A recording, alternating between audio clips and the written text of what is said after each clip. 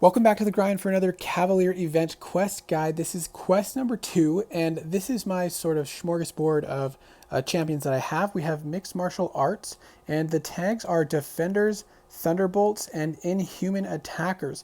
And if you alternate the ending combo, like a light and then a medium and then a light and a medium to end your combo, you'll place a vulnerability debuff. And then the next note is distinctive debuffs. So when those champions place a bleed, armor break, or physical vulnerability debuff, which you can do from the node, you're going to get those furies that you can stack up and carry over for fight to fight. And then energy interference. And this one's actually quite annoying. Every 4 seconds, the attacker is inflicted with a power lock passive for 6 seconds. And then the only way to prevent that is by inflicting debuffs on the opponent to reset that timer. So if you go 4 seconds without inflicting a debuff, then you're going to get power locked for 6 seconds, which is quite a long time, and it is quite annoying. And the last node is aggression armor, which isn't that big of a deal. So we're going into this first fight with Namor. Namor does inflict bleeds, and if we alternate the ending combo, we are going to inflict a physical vulnerability debuff. And you can see when we inflicted that bleed and when we inflict a parry, it's going to reset that timer on that gray passive countdown thing. And as soon as it gets to 0, you can see we're power locked. And watch how long this power lock is. It feels like quite a long time. And then we were inflicted with it again because we didn't trigger another debuff before that timer ended. So you want to try to parry frequently, as well as alternate your combo to end with a light and then end with a medium, so that you can stack up those physical vulnerability debuffs. And what I do later in the video is end with a full 5-hit combo ending with a light, and then do a medium back to a full 5-hit combo ending with a light, and that'll allow you to stack up more of these vulnerability debuffs at one time, and help to keep that power lock off of you as well, because you'll be stacking them more frequently. And if you parry between combos, that also helps as well. Or there's certain champions on this list like Medusa who can very easily inflict armor break debuffs with every medium attack. So that's a pretty reliable source to keep that that power lock off you. And we had some gnarly lag right there, but we're ending with another combo to get 2 vulnerability debuffs before throwing off that special 2. We've also got 10 stacks of our Fury built up, which we're going to be able to carry 5 of those over to the next map. To the next fight, sorry. Now, I actually kind of like how they carry over from fight to fight, because then you don't have to restart your entire ramp up, but also it allows you to ramp higher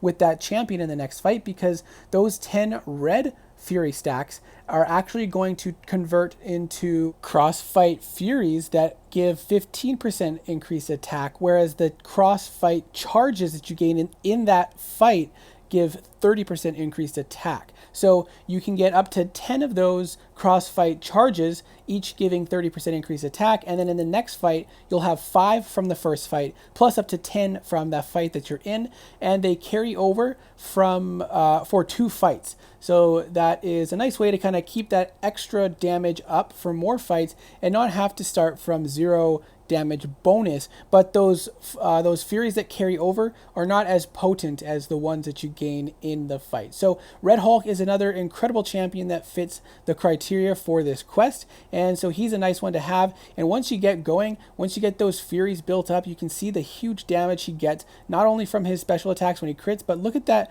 light, I don't know if it was the light or medium, but the burst damage on that crit was really high, and I think we use him in a future fight as well, and we see some really high crits off of the special 1, especially when you get the burst damage going. It is some very nice damage. Now, Howard the Duck, if you have him leveled up, is also a fairly decent one. He inflicts lots of debuffs very quickly and easily, which can help keep off that power lock, as long as the opponent doesn't have special attack animations that last too long.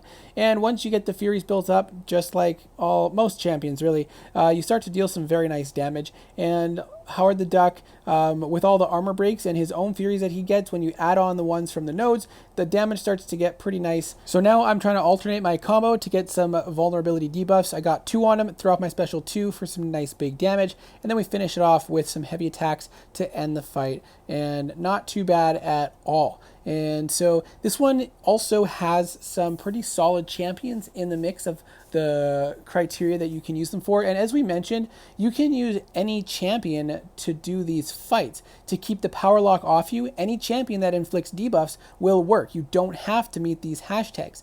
But in order to get the Fury bonuses, you do have to have those hashtags. And that is why these new Cavalier nodes feel more restrictive to gain the bonuses, but less restrictive to, you know, just do the fight in general. And obviously you want to benefit from those Furies because it adds up to a lot of extra damage, which makes the fights go a lot quicker. And if you're doing this without those Fury bonuses, it's going to feel like some top tier content and take a lot of time to get through if you're doing every single fight without a champion that gains those Fury bonuses. But here you see we've got 5 Fury charges that carried, or crossfight Furies that carried over, plus now 10 of the crossfight charge Furies. So the damage gets pretty nice once you've got all those built up. And because those crossfight Furies carry over for 2 fights, you can actually get up to 10 of those. So 10 of those with 15% attack bonus is 150% attack bonus, plus 10 from the fight that you're in, gaining those crossfight charges is 30% for 10 of them each. Sorry, 30% each for 10 of them, which is another 300%. So you're getting up to 450% increase on your attack. And so the damage can be quite nice. The problem is the high damage champions might be restricted. Like the main champions that you have on your roster that inflict a ton of damage that would really benefit from this increase in attack might not fit the criteria for any or many. Well, I guess you really only fit one, but you might not have your main high damage champions fitting the criteria for these new nodes. So overall, I don't really hate these new nodes, but I do feel like a lot of players are going to struggle to have the champions that really meet the requirements to gain the Furies. But if you bring in a couple that meet the requirements and a couple that are just your top strong damage dealing champions, you should be able to get through these nodes and fights without that much difficulty, especially because maybe only a couple champions are needed to clear a lane. I only think I used a couple champions for most of the quests that I've done so far because the damage can ramp up quite nicely, as you're seeing here. It's only taking maybe 40 hits to finish off the fight. So let me know what your thoughts are. I hope you enjoyed. Good luck, and I hope to see you in the next video.